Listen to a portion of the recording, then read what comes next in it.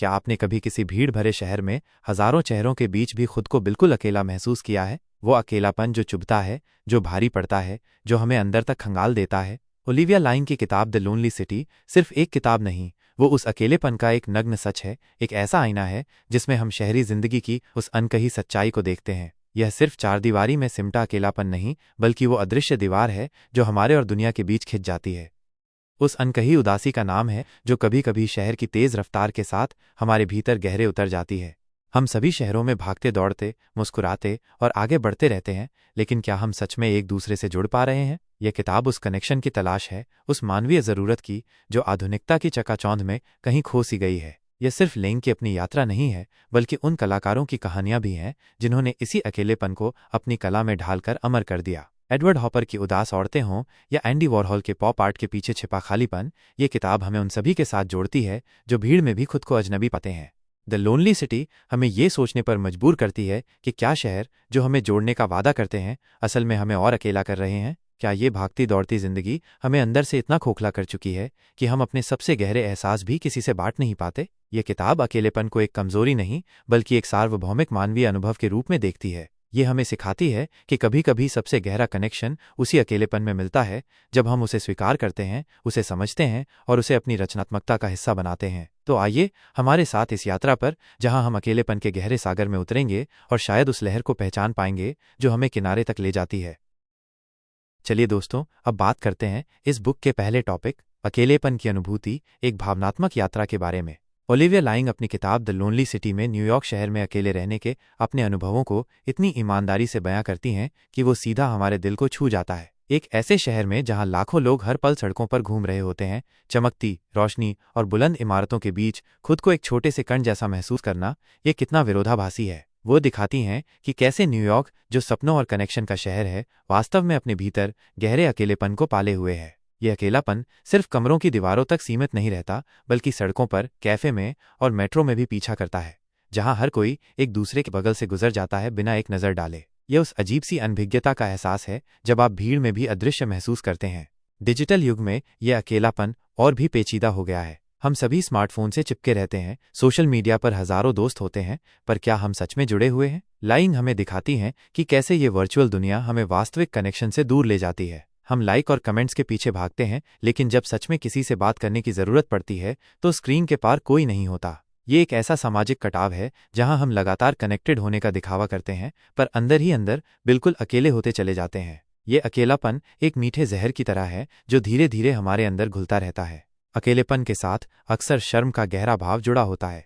Lying इस बात पर जोर देती हैं कि हम अकेलेपन को एक विफलता मानते हैं, एक ऐसी चीज जिसे छुपाया जाना चाहिए। हमें लगता है कि अगर हम अकेले हैं तो इसमें हमारी कोई कमी है, जैसे हम समाज में फिट नहीं बैठते। ये शर्म हमें और भी अलग कर देती है, क्योंकि हम अपनी भावनाओं को व्यक्त करने से डरते हैं, कहीं कोई हमें कमजोर न समझ ले। यह एक दुष्चक्र बन जाता है, जितना ज्यादा हम अकेलेपन को छिपाते हैं उतना ही गहरा वो हमें जकड़ता चला जाता है। तो क्या अकेलापन केवल एक सामाजिक समस्या है? लाइंग हमें इस सवाल पर सोचने के लिए मजबूर करती हैं। वो बताती हैं कि अकेलापन सिर्फ लोगों से दूरी नहीं है, बल्कि ये उससे कहीं ज्यादा जटिल है। ये हमारी आत्मा का एक हिस्सा है जो कभी कभी खाली महसूस करता है, भले ही हमारे आसपास लोग हों। यह उस मानवीय स्थिति का हिस्सा है जहां हम अपनी अनिश्चितता और नश्वरता के साथ अकेले होते हैं। यह एक अस्तित्वगत अनुभव हो सकता है जो हमें खुद से जोड़ने के लिए मजबूर करता है, बजाय दूसरों से भागने के। सबसे चौंकाने वाला पहलू शायद शरीर में महसूस होने वाला अकेलापन है। लाइंग इस बात का जिक्र करती हैं कि अकेलापन सिर्फ मानसिक या भावनात्मक नहीं होता, यह शारीरिक रूप से भी महसूस किया जा सकता है। ये छाती में एक कसाव हो सकता है, पेट में एक खालीपन, या पूरे शरीर में एक अजीब सी बेचैनी। ये ठीक वैसे ही है जैसे हमारा शरीर किसी चीज की कमी महसूस कर रहा हो, जैसे किसी स्पर्श की, किसी आलिंगन की, या बस किसी की मौजूदगी की। यह एक गहरी भूख है जो शारीरिक रूप से प्रकट होती है।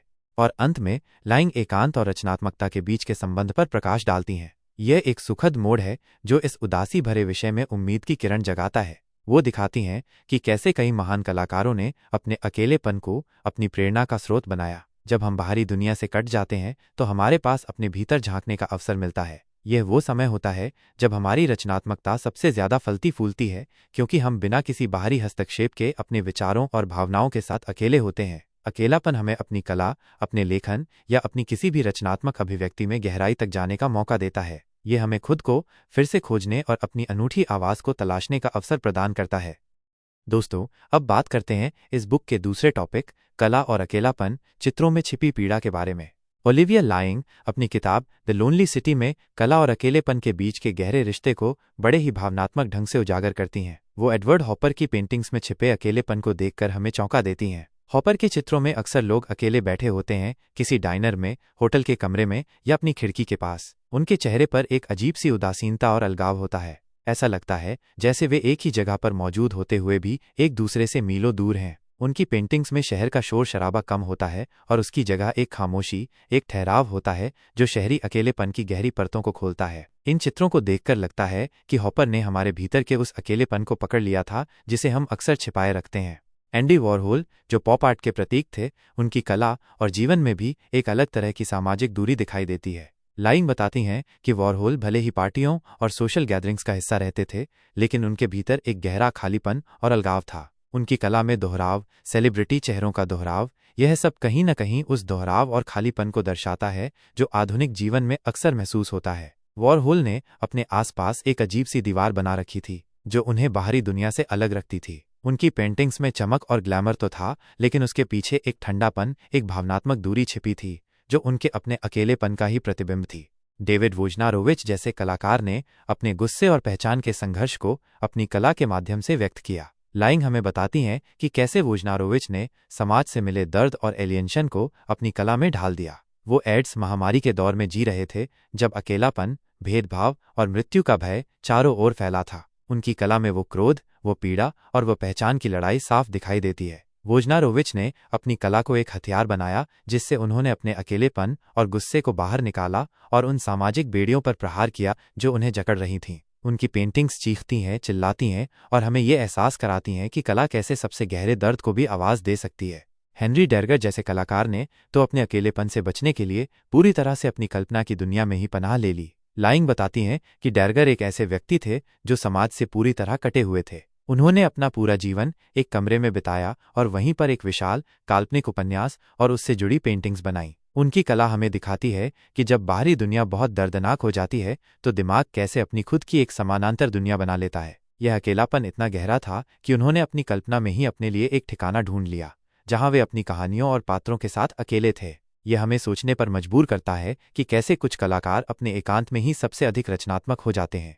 इन सभी कलाकारों का जीवन और कला हमें बताती है कि एकांत और रचनात्मक ऊर्जा के बीच एक अद्भुत संबंध है। जब कलाकार बाहरी दुनिया के शोर से कट जाते हैं तो उनके पास अपने भीतर झांकने का अवसर मिलता है। यही वो जगह है जहां उनकी रचनात्मकता सबसे अधिक फलती फूलती है। अकेलापन उन्हें अपने विचारों, भावनाओं और अनुभवों पर गहराई से चिंतन करने का समय और स्थान देता है। यह एक ऐसी चुप्पी है जो उन्हें अपने भीतर की आवाज़ को सुनने में मदद करती है और उसी आवाज़ को वे अपनी कला में ढालते हैं। यह एक शक्तिशाली विरोधाभास है, अकेलेपन में ही सबसे गहन रचनात्मकता का जन्म होता है।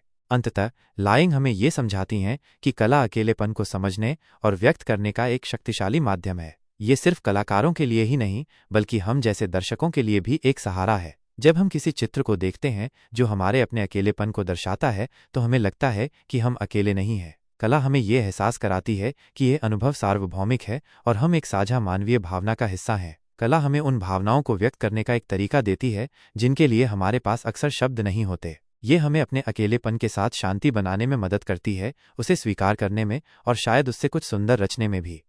दोस्तों, अब बात करते हैं इस बुक के तीसरे टॉपिक, आधुनिक समाज और टूटते संबंध के बारे में।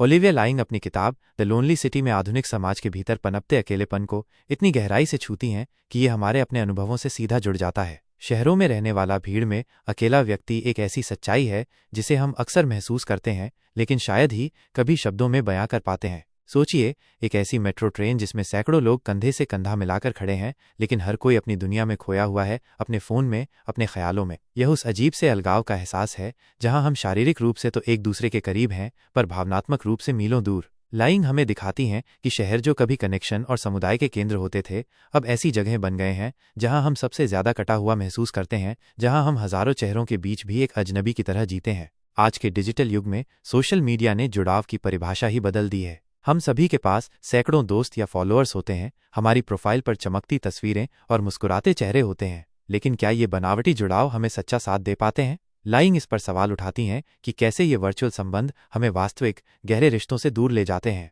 हम एक दूसरे के जीवन को स्क्रीन के जरिए देखते हैं, लेकिन शायद ही कभी एक दूसरे का हाथ थामते हैं या एक दूसरे की आंखों में झांक कर दर्द को महसूस करते हैं। ये एक ऐसा मायाजाल है जहां हम जुड़े होने का भ्रम पाले रखते हैं, जबकि असलियत में हम पहले से कहीं ज्यादा अकेले होते चले जाते हैं। ये दिखावा हमें और भी अकेला कर देता है, क्योंकि हम अपनी कमजोरियों और सच्चे एहसासों को छिपाने लगते हैं ताकि परफेक्ट दिख सकें।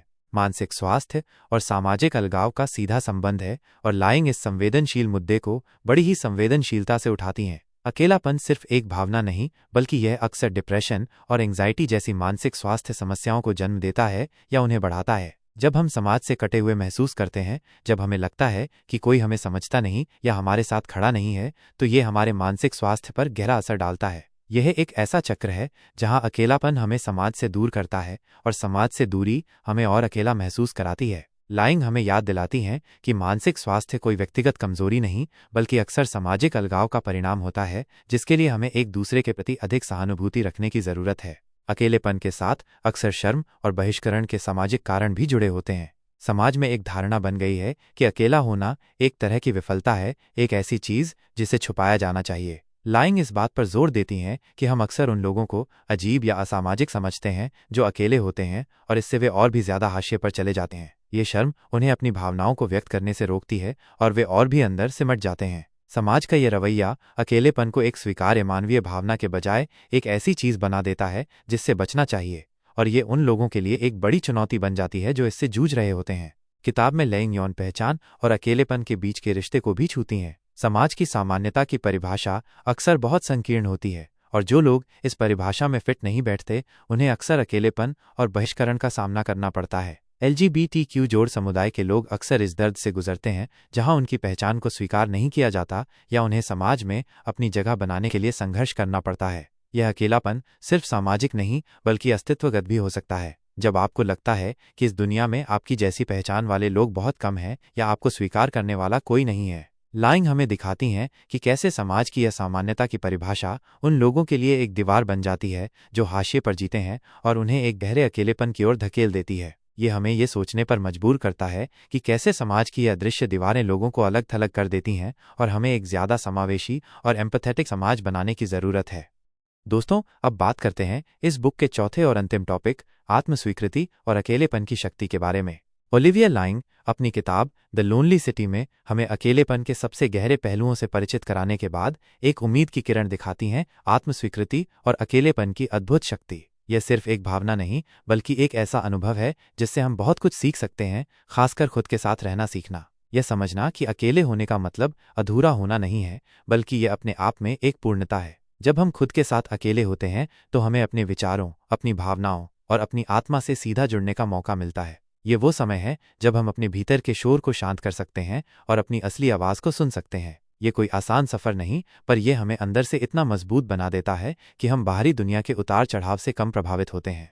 लाइंग हमें समझाती हैं कि अकेलापन कोई कमजोरी नहीं, बल्कि एक मानवीय अनुभव है जिससे हम सब कभी न कभी गुजरते हैं। ये एक सार्वभौमिक भावना है, ठीक वैसे ही जैसे खुशी या दुख। जब हम इसे एक कमजोरी के रूप में देखना बंद कर देते हैं और इसे एक अनुभव के तौर पर स्वीकार करते हैं, तो हम इसके साथ शांति बनाना सीख जाते हैं। ये हमें अपनी भेद्यता को गले लगाने का मौका देता है, ये समझने का मौका देता है कि अकेले होना ठीक है। इससे हमें अपने आप से और दूसरों से भी ज्यादा ईमानदारी से जुड़ने की हिम्मत मिलती है, क्योंकि हम अब अपनी इस भावना को छिपाने की कोशिश नहीं करते। यह अकेलापन हमें अपने दर्द को समझने का एक गहरा रास्ता भी दिखाता है, आत्मनिरीक्षण। जब हम अकेले होते हैं तो हमारे पास अपने भीतर झांकने का समय होता है। हम अपने दर्द के कारणों को समझ सकते हैं, अपनी भावनाओं को पहचान सकते हैं और ये देख सकते हैं कि वे हमें कैसे प्रभावित कर रही हैं। यह एक तरह की आंतरिक यात्रा है जहां हम अपने घावों को देखते हैं, उन्हें समझते हैं और धीरे धीरे उन्हें भरने का प्रयास करते हैं। यह प्रक्रिया हमें अपने आप को ज्यादा गहराई से जानने में मदद करती है, अपनी कमजोरियों और ताकतों को पहचानने में मदद करती है। अकेले रहकर हम खुद से जुड़ने की अद्भुत क्षमता विकसित करते हैं। ये वो जगह है जहां हम अपनी रचनात्मकता, अपनी अंतर्दृष्टि और अपनी मौलिकता को खोज सकते हैं। जब बाहरी दुनिया का शोर थम जाता है तो हमारी आंतरिक दुनिया खुल जाती है। ये हमें अपने जुनून को पहचानने, अपने सपनों को परिभाषित करने और अपने जीवन को अपने तरीके से जीने की आज़ादी देता है। यह कोई समाज से कटने का अनुभव नहीं, बल्कि अपने आप से जुड़कर अपनी वास्तविक पहचान को जानने का अनुभव है। जब हम अपने अकेलेपन को स्वीकार करते हैं और उसे समझते हैं, तो हम दूसरों की पीड़ा को भी ज्यादा संवेदनशीलता से समझने लगते हैं। हमें ये एहसास होता है कि हर कोई अपने जीवन में किसी न किसी तरह के अकेलेपन या दर्द से गुजर रहा है। यह सहानुभूति हमें दूसरों के प्रति ज्यादा दयालु और समझदार बनाती है। हम उनके संघर्षों से जुड़ पाते हैं और उन्हें एक इंसान के तौर पर ज्यादा गहराई से देख पाते हैं। ये हमें दूसरों के साथ सच्चे और ज्यादा सार्थक संबंध बनाने में मदद करता है, क्योंकि हम अब दिखावे के बजाय असली भावनाओं पर ध्यान देते हैं। अंत में लाइंग हमें बताती हैं कि अकेलेपन से करुणा और रचनात्मकता का जन्म होता है। जब हम अपने अकेलेपन को स्वीकार करते हैं तो हम उसके दर्द से भागते नहीं, बल्कि उसे एक प्रेरणा बनाते हैं। ये करुणा हमें दूसरों के लिए कुछ करने, उनकी मदद करने या उनके साथ जुड़ने के लिए प्रेरित करती है। और ये रचनात्मकता, जिसके बारे में हमने पहले भी बात की, हमें अपने अनुभवों को कला, लेखन या किसी भी रूप में व्यक्त करने का एक तरीका देती है। अकेलापन हमें अपनी भावनाओं को इतनी गहराई से महसूस कराता है कि हम उन्हें एक सुंदर और शक्तिशाली चीज में बदल सकते हैं। ये हमें दिखाता है कि सबसे गहन दर्द से भी कुछ अद्भुत और मानवीय पैदा हो सकता है। ये अकेलेपन की असली शक्ति है, हमें अंदर से बदलकर हमें और अधिक संपूर्ण इंसान बनाना। निष्कर्ष और समापन।